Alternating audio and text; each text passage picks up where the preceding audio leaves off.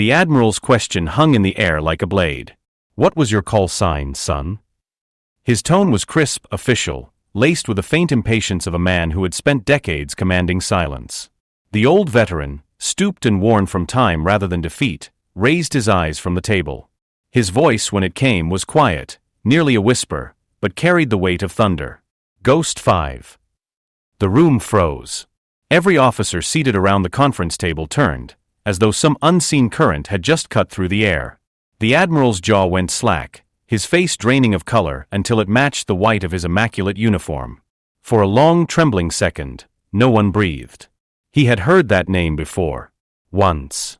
In a place no one should have survived. The silence that followed wasn't ordinary silence. It was reverence wrapped in disbelief, the kind that makes a man question whether he's looking at the living or the dead. The veteran's eyes, clouded by age but not dulled by it, did not flinch. He simply waited, hands folded loosely, a stillness about him that spoke louder than any parade or medal ever could. Outside the briefing hall, the low hum of the naval base went on as if nothing inside had changed. But within those walls, everything had. The Admiral saw not the frail old man before him, but the ghost of a legend long buried under classified reports and sealed coffins. Hours earlier, no one had looked twice at the old man when he shuffled through the base gates. His jacket was weathered, the once dark blue faded to a tired gray. The left sleeve bore the faint outline where commendation patches had once been, torn away as if humility demanded it. A small silver dog tag hung around his neck, worn smooth by time. His cane tapped softly on the linoleum floor, marking each step with the rhythm of someone who had learned to carry pain without complaint. He had come for a ceremony, a veterans recognition event the base hosted once a year. Young officers, barely past their 20s, filled the hallways in fresh uniforms, their boots shining, their laughter careless.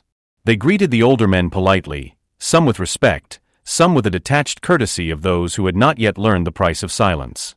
When the old man reached the registration desk, the ensign behind the counter barely looked up. "Name?" "Reynolds," he said simply. "Thomas Reynolds." The ensign scrolled through the digital roster. "Unit or service branch?" "Naval Air Wing, Pacific Command. Retired." The young man frowned. "You'll need to list your call sign, sir. For identification." Reynolds hesitated. It had been decades since anyone had asked him that. For years, the name had stayed buried, whispered only among ghosts. "Ghost 5, he said finally. The ensign chuckled softly. "That's a little dramatic, isn't it?" He typed it in without looking up. "You guys really had a thing for nicknames." Reynolds said nothing. His hand rested on the counter for a moment, steady despite the tremor in his voice. "We didn't pick them," he murmured. The ensign didn't catch the words, already waving the next veteran forward.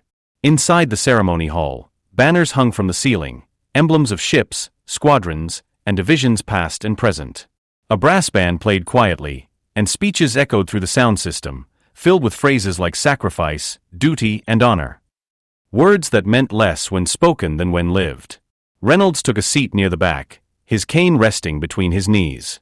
His gaze traveled across the rows of uniforms, some pressed, some worn, some missing. Every man and woman there had a story. Some carried it with pride. Others, like him, carried it like a wound. The Admiral entered late, surrounded by aides and senior officers. Admiral Kincaid, decorated, respected, the kind of man whose name carried weight across oceans. His medals gleamed under the fluorescent lights. When he took the podium, the room rose to attention. He began his speech, eloquent, practiced, heavy with military poetry. He spoke of service, of those who gave all and those who still stood ready. He spoke of the unseen heroes, the ones who never asked for recognition. And then his eyes swept the crowd, and stopped. Thomas Reynolds had shifted slightly in his chair, the movement drawing the Admiral's gaze. Something in the old man's face triggered a flicker of recognition. Kincaid's words faltered for the briefest second before he recovered. When the ceremony ended, the Admiral called for a brief gathering of select veterans. He wanted to meet those whose service records had come through special channels. Reynolds was one of them. Now, in the small conference room, surrounded by officers too young to know what they were witnessing, the Admiral had asked that question, and received an answer that shattered every defense he had. Ghost 5. The name came from a squadron that had ceased to exist in 1973. Officially, they had been lost during an unacknowledged operation, deep in hostile territory. Unofficially, no one had ever returned. Except one. In those days, Reynolds had been a pilot. The kind who didn't talk much, but who always brought his crew home. They said he had a sense for danger, a way of disappearing from radar when the sky turned into fire. He flew low, flew hard, and never broke formation. They called him Ghost because he slipped through death like smoke. But during one mission, one the Navy still refused to discuss, his squadron vanished over the South China Sea. Ghost 5 went silent. The wreckage was never found. For decades, the official report listed him as missing presumed dead. Kincaid remembered the day they'd received the news. He had been a young lieutenant then, too inexperienced to understand what it meant to lose an entire squadron. He remembered the radio chatter, the panic, the static, and the last voice that came through the storm. Tell them Ghost 5's still flying. After that, nothing. Until now. The Admiral stood slowly, his hands trembling just enough for the aides to notice. You were in Phantom Squadron, he said, more statement than question. Reynolds nodded once. The younger officers looked between them, confusion written on their faces. Sir, one whispered, Phantom Squadron was wiped out. Yes, Kincaid interrupted, his voice hollow. They were. For a moment, the Admiral could see it all again, the wreckage burning on the horizon, the last transmission echoing through the static, and the silence that followed. He had lived his career believing that some ghosts were best left in peace. And yet, here one stood. Kincaid motioned for the others to leave. When the door closed, the room was left in thick, heavy quiet. The Admiral sank into his chair. How did you survive? Reynolds didn't answer right away. His eyes drifted to the small naval flag in the corner of the room, its colors muted under the sterile light. Survival isn't always a victory, he said softly. The Admiral leaned forward, the lines in his face deepening. You were behind enemy lines for months. The mission report said you never made it back. Reynolds's lips curved slightly, not quite a smile. Maybe they needed a ghost more than they needed a man. There was no pride in his tone, only weary truth. He had been captured, though the records never showed it. Held in a jungle camp where the air smelled of rot and rain.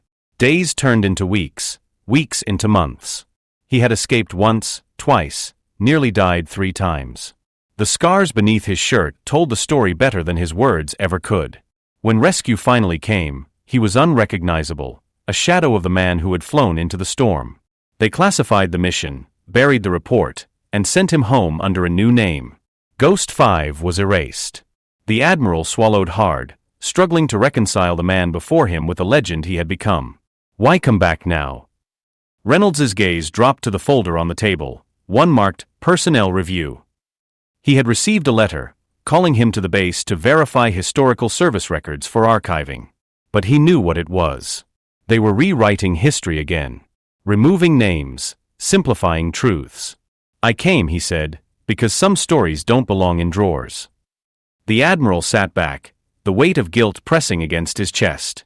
He remembered his own signature on those classified orders, long ago. He had been part of the machinery that had buried men like Reynolds.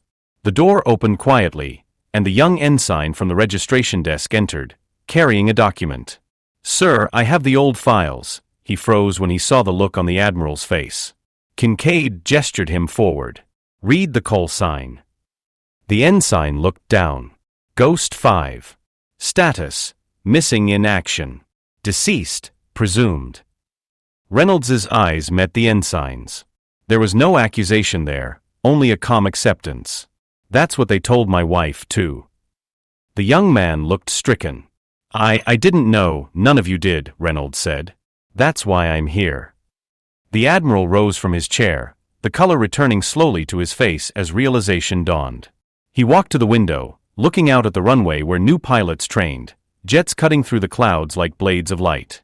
You were the last one, he said quietly. The only one who came back. Not the only one, Reynolds corrected. The rest came home in ways you can't see. The Admiral turned, his eyes glassy. What do you want from us, Ghost 5? Reynolds's answer was simple. Just remember. In that moment, something broke in the Admiral's composure.